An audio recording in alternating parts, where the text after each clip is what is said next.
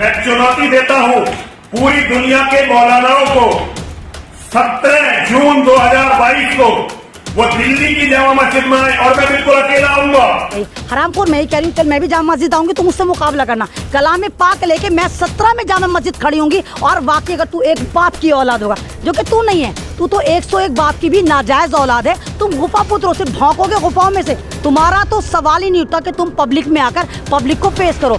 तो आकाओं को खुश करने के लिए मोदी जी ने आनंद फानन नुपुर शर्मा को पार्टी से निकाला दिया। लेकिन अगर भारत के प्रोडक्ट को बाइकॉट सऊदी अरब करता है, कतर, दमाम, ईरान, मालदीव, पाकिस्तान, तमाम मुल्क आ गए, तो भारत के जो चिंटू हैं ये बड़े परेशान हो जाएंगे, जिन्होंने अपने आका अंबानी और अदानी को कितने धक्के लगा लगा के दुनिया का नंबर 5 अमीर बनाया। क्योंकि सऊदी अरब में आपके तो प्रोडक्ट नहीं बिकते, मेरे प्रोडक्ट तो नहीं बिकते। वहाँ गली मोहल्ले में हमने तो परचून की दुकानें नहीं खोल रखी, वहाँ अंबानी और अदानी के प्रोडक्ट बिकते हैं। जिनको अगर बाइकआउट करा जाएगा तो अदानी जो इतनी मुश्किलों से खींच तान के, और अदानी को हमने नंबर 5 अमीर बनाया मोदी जी ने, तो वो धड़ाम से नीचे आके गिर जाएंगे। बाबा का बुलडोजर, मामा का बुलडोजर, जेसीबी मशीन सिर्फ मुसलमान के लिए यूज होती है, मुस्लिम समाज को टारगेट करती है, इनकी प्रॉपर्टी को ध्वस्त करती है। यही जेसीबी मशीन नुपुर शर्मा, नविका कुमार और टाइम्स नाउ के तमाम जितनी प्रॉपर्टी इनको तोड़े, तब हम मानेंगे कि वाकई भारत के प्रधानमंत्री भारत के मुसलमानों के लिए थोड़ी बहुत हमदर्दी रखते हैं। पर मैं यतीन सिंह सरस्वती अगले शुक्रवार 17 जून 2022 को इस्लामिक किताबों को लेकर, कुरान और इस्लाम के बारे में जो लिखी हुई किताबें हैं इस्लाम मुसलमानों की, उनको लेकर जुम्मा की नमाज के बाद, शुक्रवार की नमाज के बाद दिल्ली की जामा मस्जिद जाऊंगा। क्योंकि उस दिन वहां पर बहुत बड़े बड़े मौलाना, आलिम, फाजिल लोग आए होते हैं, लाखों लोग नमाज के लिए जामा मस्जिद में इकट्ठे होते हैं। मैं वहां उन लोगों को दिखाना चाहता हूं कि जिस बातों के लिए वो हम पर तन से जुदा का फतवा देते हैं, वो सारी की सारी बातें उनकी अपनी किताबों में लिखी हुई हैं। नरसिम्हा स्वरानंद एक ऐसा नफरती गेंडा है जिसको लाइमलाइट पे रहने का बुखार है। उसको सबसे ज्यादा जो आग लगी हुई है, लगी ओए होए, भारत में तो मैं ही एक नफरती चिंटू था, ये मेरी बहन कैसे पैदा हो गई, सारी फुटेज नुपुर ले गई, पूरी दुनिया में नुपुर वायरल हो रही है, मेरे पे सऊदी अरब ने कोई फतवा नहीं लगाया और नुपुर पे लगा दिया। तो ये ड्रामे करने के लिए एक आतंकी कह रहा है कि मैं जामा मस्जिद जाऊंगा। नुपुर शर्मा मामले पर मैडम कहा जा रहा है कि भारत सरकार को या भारत के प्रधानमंत्री को हिंदी नहीं आती, अरबी अच्छे से समझ में आती है। क्या कहना चाहती हैं आप इस सब चीज़ों? देखो, अगर हसन तुम मेरी वीडियो लगातार शूट कर रहे हो, तो मैंने एक दफ़ा ये कहा था कि हमारे प्रधानमंत्री की दूर की नज़र बहुत अच्छे से काम करती है, पास की नज़र कमज़ोर है। प्रधानमंत्री ने फिर साबित करा कि वाकई उनको दूर में बैठे हुए सब चीज़ें नज़र आती हैं, पास में नज़र नहीं आता। और बाकी वाली बात साबित होती है कि प्रधानमंत्री को हिंदी नहीं आती। हिंदी में लोग बोल रहे हैं, चीख रहे हैं, चिल्ला रहे हैं, सड़कों पर प्रोटेस्ट हो रहे हैं, नुपुर शर्मा के खिलाफ किलो के हिसाब से मुस्लिम समाज FIR कर रहा है। लेकिन मोदी जी मौन व्रत धारण करके ना मालूम कहाँ छुपे हुए हैं, किसी इलेक्शन की कंपेन नहीं कर रहे हैं। लेकिन जैसे ही अरबी लोगों ने अरबी में फतवा जारी करा कि भारत के प्रोडक्ट का हम लोग बाइकआउट करते हैं, मोदी जी एकदम तिल मिलाकर निकले, नहीं नहीं नहीं, आप ऐसे नहीं कर सकते, हमारे आका अंबानी अदानी को आप नुकसान नहीं पहुंचा सकते। अगर आपको नुपुर शर्मा से इशू है, हम इसको पार्टी से 6 साल के लिए निकाल देते हैं, फिर चोर दरवाजे से महीने 2 महीने बाद एंट्री करा देंगे। तो कहा जा रहा है कि प्रधानमंत्री नरेंद्र मोदी जी वो भारत के प्रधानमंत्री नहीं बल्कि सऊदी अरब या अरबी लोगों के प्रधानमंत्री हैं। बिल्कुल, देखिए, बिल्कुल ये वाली बात साबित होती है कि हमारे लिए, देखिए कितनी बेइज्जती की बात है कि हमारे प्रधानमंत्री हमारी तो सुन नहीं रहे 10-11 दिन से। और जैसे सऊदी अरब ने कहा कि भारत के प्रोडक्ट का बाइकआउट करो, फौरन प्रधानमंत्री निकल कर आए, उन्होंने कहा कि नहीं, हमने नुपुर शर्मा को पार्टी से 6 साल के लिए निकाल दिया। बात ये नहीं कि आपने नुपुर शर्मा को निकाला, आप बीजेपी में नुपुर शर्मा को रखते हैं या नहीं रखते, इससे मुस्लिम समाज को कोई फर्क नहीं पड़ता। बात यह है कि नुपुर शर्मा पर FIR होनी चाहिए, बात यह है कि नविका कुमार पर भी FIR होनी चाहिए, बात यह है कि टाइम्स नाउ पर भी FIR होनी चाहिए, और इन पे भी NSA और देशद्रोह के मुकदमे लगने चाहिए। जिस तरह बाबा का बुलडोजर, मामा का बुलडोजर, जेसीबी मशीन सिर्फ मुसलमान के लिए यूज होती है, मुस्लिम समाज को टारगेट करती है, इनकी प्रॉपर्टी को ध्वस्त करती है। यही जेसीबी मशीन नुपुर शर्मा, नविका कुमार और टाइम्स नाउ के तमाम जितनी प्रॉपर्टी इनको तोड़े, तब हम मानेंगे कि वाकई भारत के प्रधानमंत्री भारत के मुसलमानों के लिए थोड़ी बहुत हमदर्दी रखते हैं। तो क्या कर लेंगे अगर जो मतलब अरबी देश हैं वो अगर भारत के प्रोडक्ट का बहिष्कार करते भी हैं, तो इंडिया में जो लोग हैं वो भी तो कतर एयरवेज का बाइकआउट कर रहे हैं, तो वो तो बराबर का रहेगा, उससे क्या फ़र्क पड़ता है? नहीं तो अगर आपको पता हो तो सऊदी तो एक रॉयल कंट्रीज़ का नाम है, उन पे फ़र्क नहीं पड़ता। आप कतर को करो, सत्र को करो, अत्र को करो, कुछ नहीं फ़र्क पड़ता, उन पे फ़र्क नहीं पड़ता। लेकिन अगर भारत के प्रोडक्ट को बाइकॉट सऊदी अरब करता है, कतर, दमाम, ईरान, मालदीव, पाकिस्तान, ये तमाम मुल्क अब आ गए, तो भारत के जो चिंटू हैं ये बड़े परेशान हो जाएंगे, जिन्होंने अपने आका अंबानी और अदानी को कितने धक्के लगा लगा के दुनिया का नंबर 5 अमीर बनाया। क्योंकि सऊदी अरब में आपके तो प्रोडक्ट नहीं बिकते, मेरे प्रोडक्ट तो नहीं बिकते। वहाँ गली मोहल्ले में हमने तो परचून की दुकानें नहीं खोल रखी, वहाँ अंबानी और अदानी के प्रोडक्ट बिकते हैं। जिनको अगर बाइकआउट करा जाएगा तो अदानी जो इतनी मुश्किलों से खींच तान के और अदानी को हमने नंबर 5 अमीर बनाया मोदी जी ने, तो वो धड़ाम से नीचे आके गिर जाएंगे। तो आकाओं को खुश करने के लिए मोदी जी ने आनंद फानन नुपुर शर्मा को पार्टी से निकाला दिया।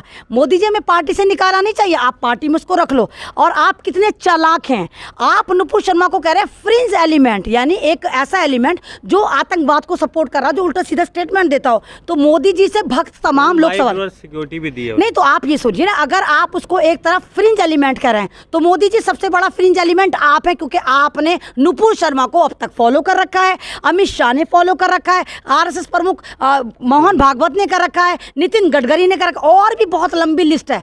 तो किसी भी कमिश्नर की औकात नहीं है कि नुपुर शर्मा की तरफ उठाकर नजर भी देख ले। एफआईआर तो बहुत दूर की बात है।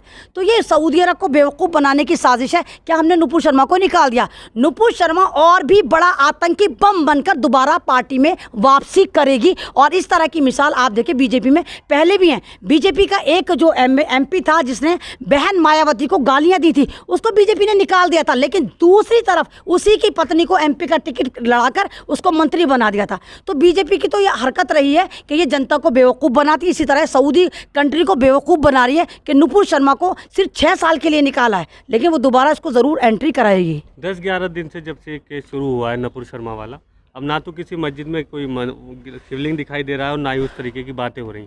इस सब को लेकर आपका क्या कहना है? क्या कोई और रणनीति तैयार कर रही है? कोई और रणनीति तैयार हो रही है। दूसरी बात, इनको शिवलिंग जो ढूंढना था वो इसलिए नहीं ढूंढना था कि वाकई वहाँ पर शिवलिंग था।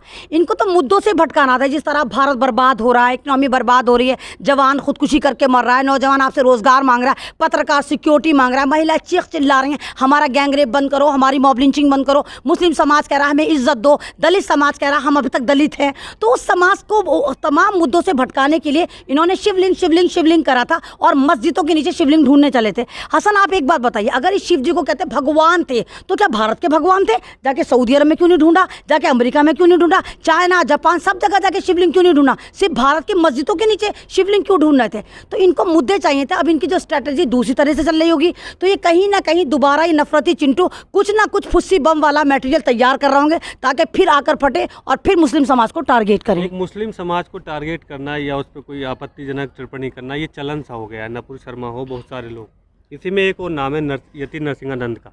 अब उन्होंने ऐलान किया है कि वो 17 जून को जामा मस्जिद जाएंगे ऐसी किताबें लेकर जिसमें इस्लाम धर्म को बुला भरा कहा गया है, और वो पहुंचेंगे वहाँ पे धर्मगुरुओं से बात करेंगे। आपका क्या कहना है इस सब के बारे में? देखिए, ये जो नरसिम्हा स्वरानंद है, इसका धर्म से कोई लेना देना नहीं। नरसिम्हा स्वरानंद एक ऐसा नफरती गेंडा है जिसको लाइमलाइट पे रहने का बुखार है। आप खुद बताइए, अगर ये अब किसी भी धर्म को मानता है तो अपने ही धर्म को मानता है। आपको पता है पहली बार ये कब वायरल हुआ था? जब इसने मुस्लिम समाज के एक 12 साल के प्यासे बच्चे को मॉब लिंचिंग करके मारा था। ये तो सोचा था वो मर गया, लेकिन वो जिंदा बचा था। तो जो बंदा, जो जिस धर्म को मानने वाला, तुम एक प्यासे को पानी नहीं पिला सकते और उसकी जान के दुश्मन बन जाओ 12 साल के बच्चे के। उसके बाद इसके उल्टे सीधे बयान, इसने मुल्लाओं को बुरा कहा, मस्जिदों को बुरा कहा। फिर ये यही नहीं थमा, इसको इतनी आदत हो गई कि इसने बीजेपी की नेताओं के बारे में, बीजेपी के मंत्रियों के बारे में कहा कि अगर बीजेपी की कोई भी मिनिस्टर बनी है, जब तक बनी ही नहीं सकती जब तक वो बीजेपी के दूसरे मंत्री के बिस्तर को गर्म न कर कराए। यानी ये आदमी ना तो महिलाओं का सम्मान करता है, ना धर्म का सम्मान करता है। इसको अजाब ये नहीं है कि कलाम पाक में क्या लिखा हुआ, कलाम पाक में जो लिखा हुआ इसको नहीं पता। इसको सबसे ज़्यादा जो आग लगी हुई है, लगी ओए होए, भारत में तो मैं ही एक नफरती चिंटू था, ये मेरी बहन कैसे पैदा हो गई, सारी फुटेज नुपुर ले गई, पूरी दुनिया में नुपुर वायरल हो रही है, मेरे पे सऊदी अरब ने कोई फतवा नहीं लगाया और नुपुर पे लगा दिया। तो ये ड्रामे करने के लिए एक आतंकी कह रहा है कि मैं जामा मस्जिद जाऊँगा और वहाँ के मौलवियों को दिखाऊंगा कि तुम्हारे कलाम पाक में काफिरों को कत्ल करने की बात कही गई। हरामखोर, मैं ही कह रही हूँ, चल मैं भी जामा मस्जिद आऊँगी, तुम मुझसे मुकाबला करना। कलाम पाक लेके मैं 17 में जामा मस्जिद मस्जिद खड़ी होंगी और वाकई अगर तू एक बाप की औलाद होगा, जो कि तू नहीं है, तू तो 101 बाप की भी नाजायज़ औलाद है। तुम गुफा पुत्र हो, सिर्फ भौंकोगे गुफाओं में से। तुम्हारा तो सवाल ही नहीं उठता कि तुम पब्लिक में आकर पब्लिक को फेस करो। ये वही नरसिम्हा है जिसको अगर आपको याद हो, वसीम रिजवी आपको खूब याद होगा। वसीम रिजवी जो एक ऐसा आतंकी सोच का था, जो लगातार इस्लाम को टारगेट कर रहा था, इस्लाम के खिलाफ बोल रहा था, लेकिन उसके बावजूद भी मुस्लिम समाज में जब तक वो रहा, मुस्लिम नाम के साथ जब तक रहा, वो बिल्कुल सेफ एंड सिक्योर रहा। जब वो एक इतना सुपीरियर कम्युनिटी का होते हुए, सादात में से होते हुए जाकर त्यागी शियागी बन जाता है, यानी हिंदू धर्म में आ जाता, फ़ौरन उठा के उसको जेल में डाल दिया जाता है। और यही नरसिम्हा स्वरानंद उसके नाम पे क्रॉस फंडिंग करता है। हाय मेरा यती, हाय मेरा त्यागी जो है जेल में है, वसीम जेल में, और लाखों की उगाही करता है। लेकिन ना तो इसके ऊपर एक पैसा खर्च करता, बेचारा वसीम रिजवी वहाँ जेल में तड़पता रहता है, ना उसे खाना मिलता, ना पीना मिलता, ना उसको कोई ध्यान देता, कोई फुटेज भी नहीं बनाता, कोई वीडियो नहीं बनती। अब तो घर भी आप छिन गया उसका। नहीं सुनिए, अब घर भी छिन गया। जैसे ही वसीम रिजवी जेल के बाहर आता है तो ये जो यति स्वरानंद होता है ये जाता भी नहीं।